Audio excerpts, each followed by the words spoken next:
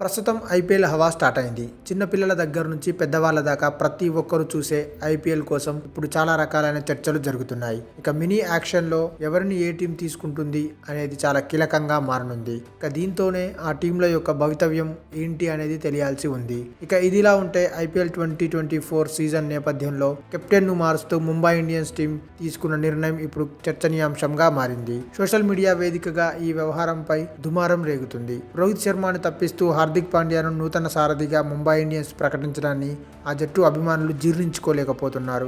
ముఖ్యంగా రోహిత్ శర్మ ఫ్యాన్స్ భావోద్వేగంగా స్పందిస్తున్నారు. కొందరు సోషల్ మీడియా వేదికగా ముంబై ఇండియన్స్ పేజీలను అన్ఫాలో చేస్తుంటే మరికొందరు ఆ జట్టు జెర్సీ క్యాప్లను తగలబెట్టి నిరసనను తెలుపుతున్నారు. ఇంకొందరు ముంబై ఇండియన్స్ నుంచి రోహిత్ శర్మ తప్పుకోవాలని డిమాండ్ చేస్తున్నారు. ఈ మధ్యలో తెలుగు రాష్ట్రాలకు చెందిన రోహిత్ అభిమానులు కొత్త ప్రతిపాదికలను తెరపైకి తెచ్చారు. వెంటనే రోహిత్ శర్మ ముంబై ఇండియన్స్ ను వీడి సన్ రైజర్స్ హైదరాబాద్ లోకి వచ్చారని రిక్వెస్ట్ చేస్తున్నారు.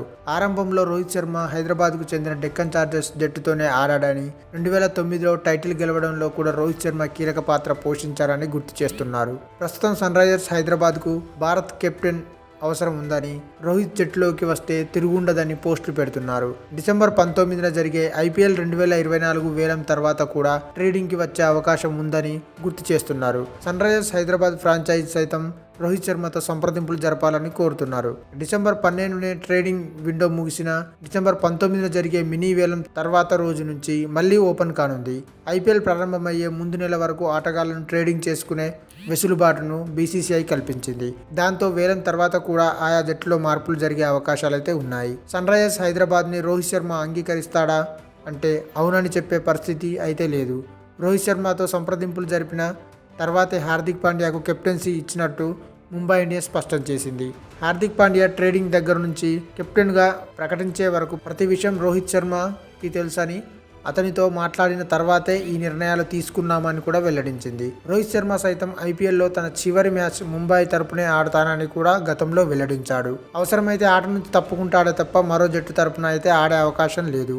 ఒకవేళ రోహిత్ శర్మతో చర్చించకుండా హార్దిక్ పాండ్యాను ముంబై కెప్టెన్గా ప్రకటించినట్లయితే రోహిత్ శర్మ ఇప్పటికే ఆ టీం నుంచి బయటికి వెళ్ళిపోయేవాడు.